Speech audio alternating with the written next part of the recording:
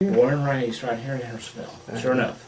And where did you go to school and stuff like that? Well, I graduated from East Henderson, and then got a 2-year degree at AB Tech. Then I got my 4-year degree at Appalachian State University. Then I finished my master's up at Western Carolina. Well, you know, I actually started in high school. Beginning my junior year, I was kind of a lost cause. I really didn't know what I wanted to do, and really had no clue which way life was going to take me. And one of our coaches, our athletic director, Mr. Tom Williams, walked up to me one day before school started. I was over there helping out, and he said, "How would you like to be our trainer?" I said, "Well, what's a trainer?" He said, "Well, that's someone who is in charge of first aid." I heard in charge, and I said, "Okay, sign me up." And went through a little course there, and but right out of school, I went to work for EMS. And worked as a paramedic for 8 years. Then I got my 2-year degree in emergency medical science. Then this is something I knew I wanted to do, and actually went back to East. Prior to going back to college, Coach Carter, Roy Carter, out there asked if I'd come and help out. And that was just rekindling an old passion that drove me to go to Appalachian and finish up there, and then go on to Western and get my graduate degree.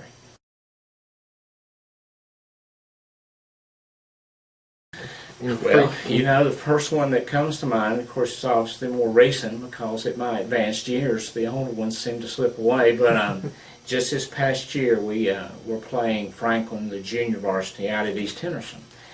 And one of their kids came, and one of our kids, you know, clocked him pretty good. And he would just really begin to yell quite loud. But the wonderful thing was he was moving all over.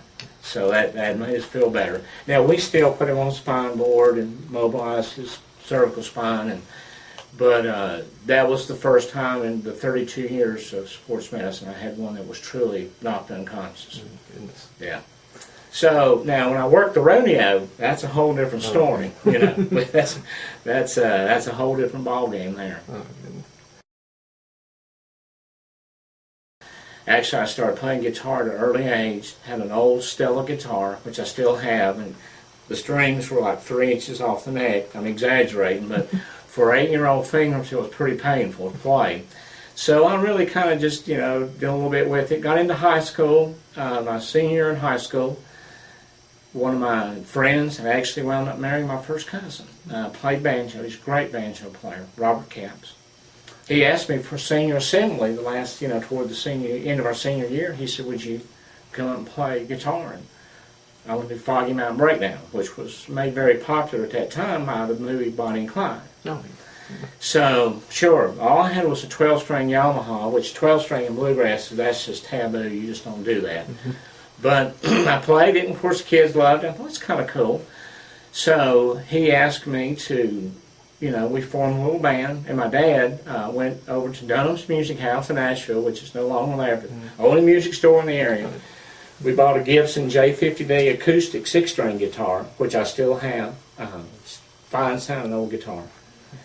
And so I played, and then I kind of ventured into rock and roll for a while, and did the top 40 thing in clubs, and, you know, knew long term this wasn't something that I would want to do the rest of my life. Really wasn't talented enough, and certainly that environment was something I really didn't want to always be in. So I kind of got away from it for about 30 years. You know, pursued a degree, you know, went to college, pursued a career, and then I'm going on about 6 years ago now, I decided, you know, that was something I really enjoyed doing. Had no delusion that we would be where we are now, but called Larry Keith. Larry, great friend of mine, great teacher. I said, "Larry, man, you know, I've been playing by myself on and off for 30 years. My timing's going to be horrible. How about helping me out, get me polished up, show me a few runs on some chords, and I'll be good." Well, I actually took for him for a few years, and he really motivated us and pushed us to form a band, start playing. And when we first started, and Cliff Searcy was with me in the original group, and I mean, we just thought, well, we'll be a garage band, we'll go, play with the nursing home or for those wonderful folks there, or maybe to, family get-togethers. And we had no idea that just a few years later we'd be invited to the Peace Center with Rhonda Benson, Ricky Skaggs. I mean, we were just a little warm-up band, but we were there. And over the last 2 years, our band has really grown. I'm real proud of them. Got a great group of people. They'll pick every night if you'll let them.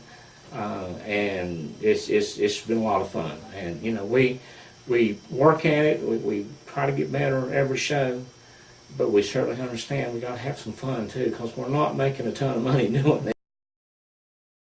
We perform quite a bit in the area at local festivals, venues, but there is a new place that's going to be opening, that the Tractor Shed from the old peddler, and they hired me yesterday to book the bands. So we're going to be playing there on a regular basis. There'll be more announced about that. I'm sure that they'll have some press releases and all, but they're going to open fairly quickly. Well, probably ordained from birth by my grandmother. She, through some events, determined that's what I should do. And I've always been involved in the church. Became a Christian, actually out of high school, where I really became to understand what it meant. Like everybody else, you go through journeys up and down, good or bad. And then started going to church up here at First Presbyterian. My wife, that's where she had gone. And her dad was there.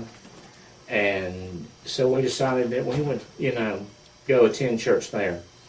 And became involved, teaching. And at that time, we were in need of 2 pastors. Just could not afford it. We had to hire some other people. So they came to me and said, would you go to this? It's called it was Commission Lay Pastor Program.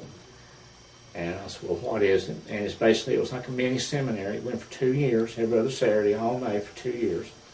And then through our presbytery, then I was commissioned to be a pastor.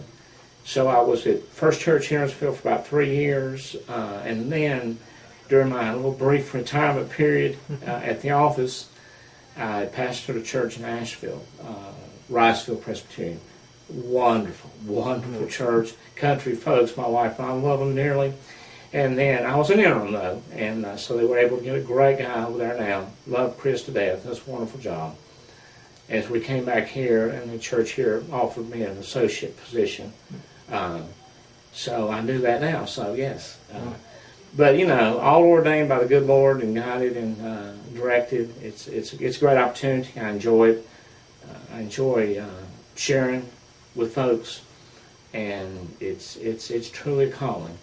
And if you would get that, I remember when I realized that, especially when I was going to Riceville, I was talking to God. I said, you've dialed the wrong number here. But he made it clear that he don't dial the wrong number. Yeah. So yes. So that's kind of how that is, and I enjoy that. I tell people, I'm an athletic trainer, I'm a business owner, and I'm a pastor, and I'm a musician. The reason I do all this is so when I grow up, I'll know what I want to be.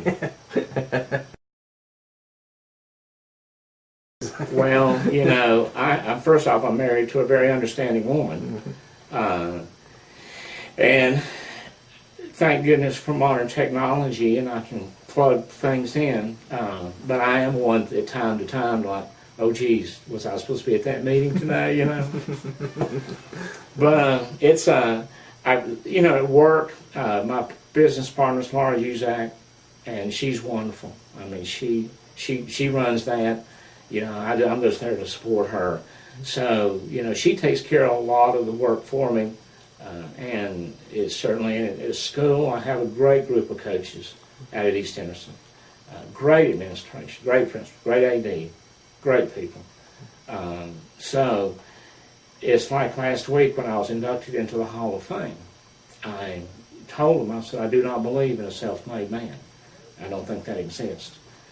You look back over your life and you can see how people events, circumstances have influenced you, directed you, and how God has guided you and blessed you to have great people around you.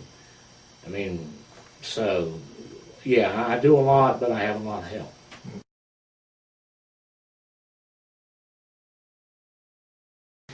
Well, at East Henderson, they have already told me that my grave plot is picked out behind the scoreboard.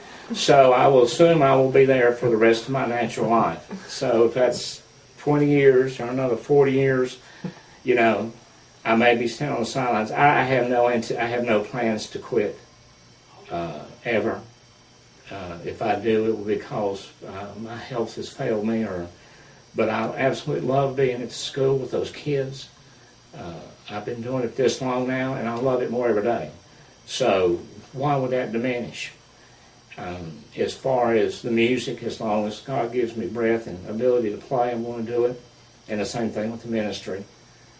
These are things that are passions. I'm very blessed in my life that I've never had a job. I've had passions fulfilled. And I've been fortunate enough to be compensated for it. So I have, you know, now I love to bass fish. In fact, I'm going next week, Lord willing. So I hope maybe as time goes on, I'll be able to do a little bit more of that. I used to go, when I was teaching school full time, I did it a lot. But I told somebody today, I said, these ball games and bluegrass have messed up my bass fishing. But, you know, whatever the future holds, I'll be guided by God's hands. And it'll be a great journey, I can assure you. It's been, up to now, sure has been a fun ride.